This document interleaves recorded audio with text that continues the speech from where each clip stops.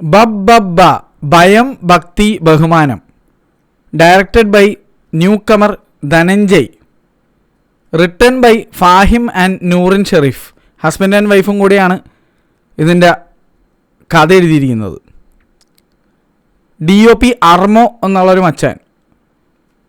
വേറെ ലെവൽ കളർഫുള്ളും കാട്ട എനർജിയും വൈബും ആയിട്ടുള്ള ഒരു ടീസറാണ് വന്നിരിക്കുന്നത്.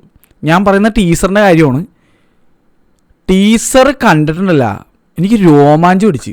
ഉള്ളതുപോലെ തന്നെ പറയണമല്ല, രോമാഞ്ചം പിടിച്ച്. കിട്ടില്ല സാധനം. ധ്യാനും വിനീത് ശ്രീനിവാസനും ഇതൊക്കെ കൂടാതെ ഒരു ഓൺസംബിൾ കാസ്റ്റിംഗ്. എനിക്ക് തോന്നുന്നു ഞാൻ ഇടയിൽ ബാലു വർഗീസിനെ ഉൾപ്പെടെ കണ്ടെന്ന് തോന്നുന്നുണ്ട്. അതല്ലാതെ ഒരുപാട് പേര് ഇതിനകത്തുണ്ട്. ഇതൊക്കെ കൂടാതെ വേറൊരു കാര്യം ഞാൻ അറിയാതെ അറിഞ്ഞു പോയതാണ്. പക്ഷേ അത് സംഭവം ആണെങ്കിൽ അത് കറക്റ്റാണെങ്കിൽ എൻ്റെ പൊന്നോ വെറുതെ വിഷയമായിരിക്കും. ഫിലിമിംഗ് എന്ന് പറഞ്ഞാൽ നമ്മുടെ ഇൻസ്റ്റഗ്രാം പേജിലെ മച്ചാന്മാരാണ് ആ കല എനിക്ക് ഉടച്ചു തന്നത്. പക്ഷേ അതറിയാതെ എനിക്ക് പറ്റിപ്പോയത്. ഞാൻ അവന്മാരെ ഫോളോ ചെയ്യുന്നതുകൊണ്ട് അറിയാതെ ഞാൻ അത് കണ്ടുപോയതാണ്. അപ്പോൾ പറഞ്ഞ പോലെ അവന്മാരുടെ പേജ് അടിപൊളിയുണ്ട്, അത് വേറെ കേസ്. പക്ഷേ ഇങ്ങനത്തെ കുറച്ച് സാധനങ്ങൾ കണ്ടുപോകും എന്നുള്ളതാണ്. അപ്പോൾ ഞാനത് കണ്ടുപോയത് എനിക്കൊരു പ്രശ്നമായിട്ട് തോന്നി. പക്ഷേ അത് കറക്റ്റാണെങ്കിൽ എൻ്റെ മോനെ ഈ സിനിമ ചിലപ്പോൾ പിടിച്ചൊക്കെ കിട്ടില്ല. അത് കൂടാതെ എടുത്തു പറഞ്ഞേ പറ്റുള്ളൂ, ഇതിനകത്ത് ഏകദേശം 1 മിനിറ്റും 38 സെക്കൻഡുമാണ് ഇതിൻ്റെ ടീസർ. അത് ലാസ്റ്റ് പോർഷൻ ഇടി ദിലീപ് എന്നുള്ള ആക്ടറെ കാണിച്ചപ്പോൾ ഉണ്ടല്ല, എനിക്ക് വാളയാർ പരമശിവം മിന്നി മാഞ്ഞ പോലെ തോന്നി.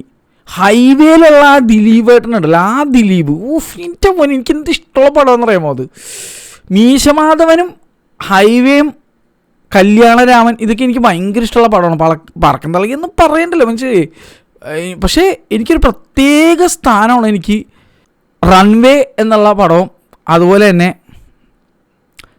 ഹൈവേ എന്നാണ് ഞാൻ നേരത്തെ പറഞ്ഞാൽ അറിയാതെ, സോറി റൺവേയുടെ കാര്യം ഞാൻ പറഞ്ഞത്. റൺവേ എന്നുള്ള ഹൈവേ എന്ന് മാറിപ്പോയി. ഹൈവേ നമ്മുടെ സുരേഷ് ഗോപിയുടെ പടമാണ്, അതല്ല റൺവേയുടെ കാര്യമാണ് ഞാൻ ഉദ്ദേശിച്ചത്. വാളയാർ പരമശിവം, ഒയ്യോ അതെവിടെയൊക്കെ ഞാൻ കണ്ടടാ മോനെ. എൻ്റെ മറ്റേ സ്കൂൾ കോളേജ് കാലഘട്ടത്തിൽ ഞാൻ കണ്ട ദിലീപിനെ എന്ന് പറയേണ്ടി വരും.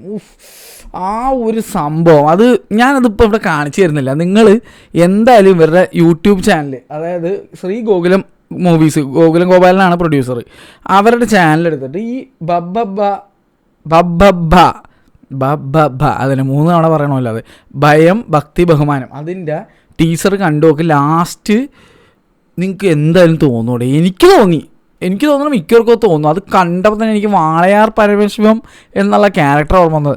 ആ സിനിമ ആക്ച്വലി അനൗൺസ് ചെയ്തതാണ്, പക്ഷേ അത് ഇടയിൽ വെച്ച് എന്തോ ഡ്രോപ്പ് ചെയ്യുക എന്തോ ചെയ്തിട്ടുണ്ട്, ഡിലേ എന്താണ്ടൊക്കെ ചെയ്തിട്ടുണ്ട്. Please bring back that character. എൻ്റെ മോനെ അത് വിഷമിക്കും. കാരണം ഇതിൽ ഞാൻ അവിടെ കണ്ടു കുറച്ച് നേരത്തേക്ക് ആ ക്യാരക്ടറിന് ആ ഒരു ചിരിയും ഒരു സാധനമുണ്ട്. എൻ്റെ മോനെ എനിക്കത് ഇഷ്ടപ്പെട്ട അങ്ങോട്ട്.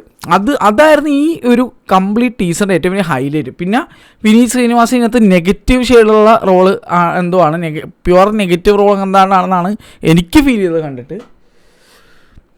എൻ്റെ മോനെ എനിക്ക് തോന്നുന്നു ഇത് കിടിലം പടമായിരിക്കും എന്നാണ് എനിക്ക് ഫീൽ ചെയ്യണത്. തിയേറ്ററിൽ വരട്ടെ, കണ്ടു നോക്കാം. സത്യസന്ധമായിട്ട് ഞാൻ അഭിപ്രായം ഇടാം.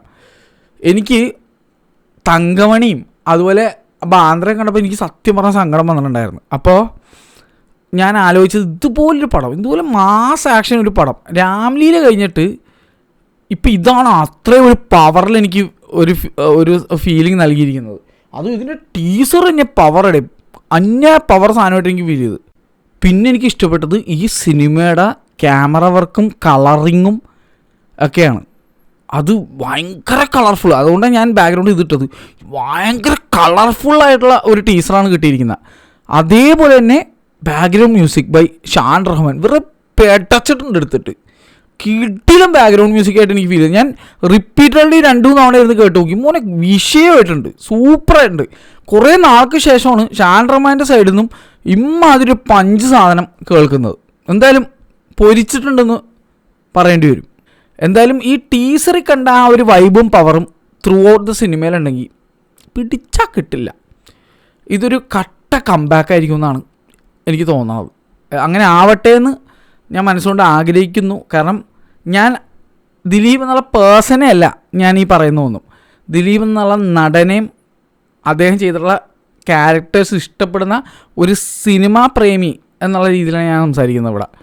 അപ്പോൾ എന്തൊക്കെ വന്നാലും റിയൽ ലൈഫിൽ എന്തും നടന്നോട്ടെ, അത് തെളിയുമ്പോൾ നമുക്കത് കാര്യങ്ങളൊക്കെ നോക്കാം. അല്ലെങ്കിൽ അതിനുള്ളത് അദ്ദേഹം എന്തെങ്കിലും ചെയ്തിട്ടുണ്ടെങ്കിൽ അതിൻ്റെ വഴിക്ക് നടക്കട്ടെ, അത് അതിന് തീർച്ചയായിട്ടും ശിക്ഷ കിട്ടണം എന്നുണ്ടെങ്കിൽ കിട്ടട്ടെ കാര്യങ്ങളൊക്കെ. പക്ഷേ സിനിമയായിട്ട് കണ്ടുകൊണ്ട് ഞാൻ പറയുകയാണ്, ഈ കോണ്ടൻറ്റ് നോക്കുമ്പോൾ ഇതിനകത്ത് ദിലീപ് എന്നുള്ള ആക്ടറിൻ്റെ നമ്മുടെ ആ പഴയ വൈബാണ് എനിക്ക് ഇതിനകത്ത് കാണാൻ പറ്റിയത്. അതെനിക്ക് പറയാതിരിക്കാൻ വയ്യ, അത് ഞാൻ പറയാണ്. അപ്പോൾ എനിവേസ്, എനിക്ക് ഈ ടീസർ ഭയങ്കര ഇഷ്ടപ്പെട്ടു, പെരുത്തും ഇഷ്ടപ്പെട്ടു എന്ന് പറയാതിരിക്കാൻ വയ്യ. എനിക്ക് ഭയങ്കര ഇഷ്ടപ്പെട്ടു, നല്ല പവർ സാധനമായിട്ട് തോന്നി. എന്തായാലും സിനിമ വരട്ടെ, സിനിമ വരുന്നതിന് ട്രെയിലർ വരും എന്ന് വിചാരിക്കുന്നു. ട്രെയിലർ കണ്ടില്ലെങ്കിൽ പോലും കുഴപ്പമില്ല, എനിക്ക് ഇനി സിനിമ ഉണ്ടാകാൻ മതി എന്നുള്ളൊരു വൈബ്. ഇത് എന്നാണ് ഇറങ്ങണത്?